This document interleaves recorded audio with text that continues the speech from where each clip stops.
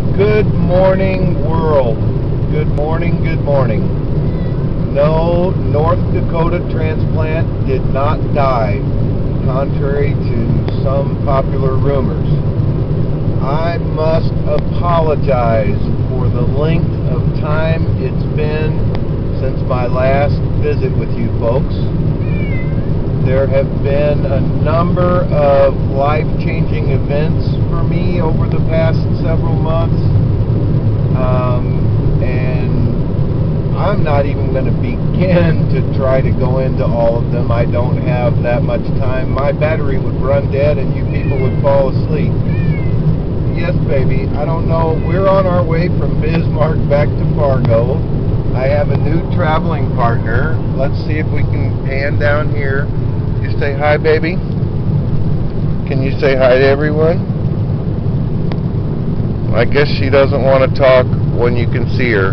Yes, Candle the cat and her papa have been working in Bismarck this week.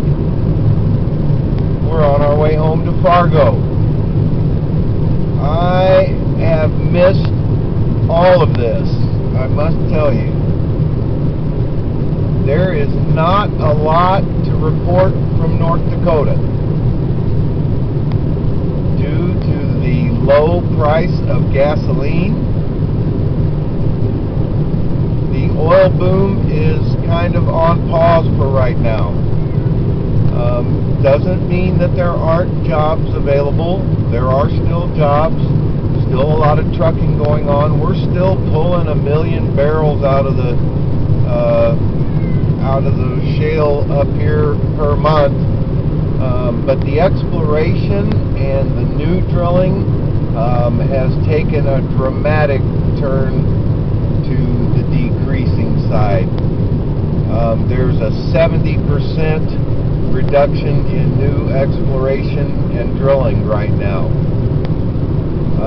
Truck driving is probably one of the most common still available positions. That, along with all of the retail. There's still a great number of people up here, up in the Williston area, so the retail establishments are still starving for employees. You're probably not going to make the kind of money at a retail job to allow you to live due to the cost of living, unless there's maybe 2 or 3 of you to share the expenses. But honestly, the oil boom in the Williston area has decreased significantly. Well, I know Schlumberger, which is one of the big oil companies in the Williston area, they laid off like 9,000 people, okay? And we're talking about a really messed up situation, folks.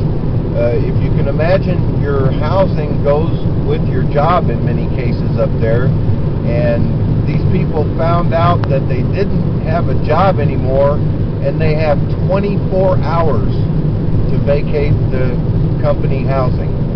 Now, what kind of a bat in the head is that? You've lost your job and you've got 24 hours to rearrange your entire life. Okay, I'm sure they have all the documents signed at the time you hire on that totally protects the company from any type of legal action.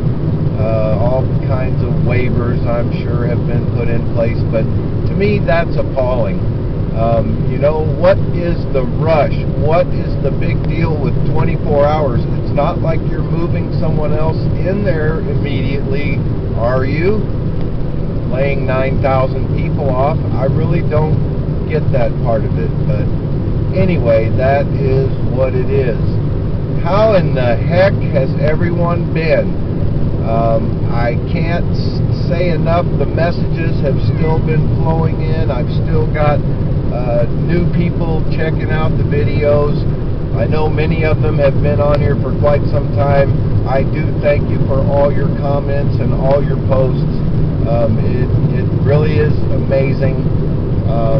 And I'll tell you what, that bag that I carry around where life has taken a crap on me, that son of a gun, I can hardly hold it shut right now, folks. I'll tell you what.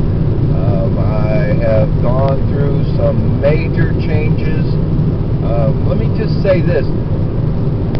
Anyone out there that has the pleasure of working for themselves, you have no idea how fortunate you are. Because for the rest of us, as long as you're working for someone else, I can guarantee you that at some point in time, a total idiot is going to make it to a position above you. Yes, I know it sounds unbelievable, but yes, it's true. Complete idiots will have power over your fate as far as your working position goes. And it's a damn shame, I've got to tell you, it really is. But I don't get up to Williston nearly as often as I used to. That's one of the reasons there haven't been many updates. Right now, Bismarck seems to be the problem child in North Dakota. We've had vacancies at our store there since March. Somebody's been in a hotel a week at a time, keeping the doors open for that location. This past week was my most recent venture there, along with my trusted Kendall, the super cat. She is the best traveler. This little kitty sits in my lap. She talks to me every now and then. Very rarely does she move.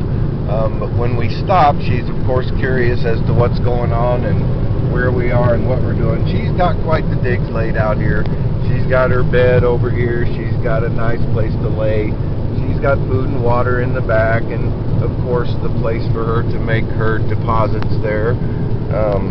Can you say hi, baby? You're not going to speak. Okay. She speaks as long as the camera's not looking. My baby will speak to us. There we go. There she said hello, everyone. Okay. So what an ordeal traveling with my cat. I'll tell you what, folks, it does add a new dimension to loading and unloading. Probably at least a half a dozen extra trips to accommodate, but that's okay. This is my fuzzy daughter. We'll take good care of her as long as either of us is still around. I have not received any requests as far as information, and I can understand there isn't a whole lot of information to pass along. We're having a fairly decent summer. We've had a few hot spells. It's supposed to get close to 100 up here today. Got up this morning, it was about 60 degrees. It's about 68 right now. I don't know, around 9:40 in the morning. We're, I don't know, 40 miles outside of Bismarck, maybe 50, headed east on 94 to Fargo, where we of course call home. Everyone out there, again, thank you for all your support. I thank you for the messages wondering if I had passed on. No, I did not pass on, although there have been days when that might have been a blessing, as bad as that is to say. But anyway, I just wanted to get an update on. There really isn't a lot to report, folks. As long as OPEC keeps the price of oil at its current rate or lower, things are not going to boom in North Dakota. I did hear reports that by later this fall we could be below $3 a gallon, and if that happens, there's probably going to be more layoffs in the North Dakota oil fields as well as the rest of the country. It was OPEC's mission to shut down American oil, and while they have not shut it down, they have thrown one serious roadblock up, and I have to admit, I enjoy paying the lower price for gas, but it is not helping the American oil economy in the slightest. Folks, it's a Saturday morning, the beginning of a weekend. I hope everyone out there has a truly amazing, enjoyable weekend. Try to do something fun.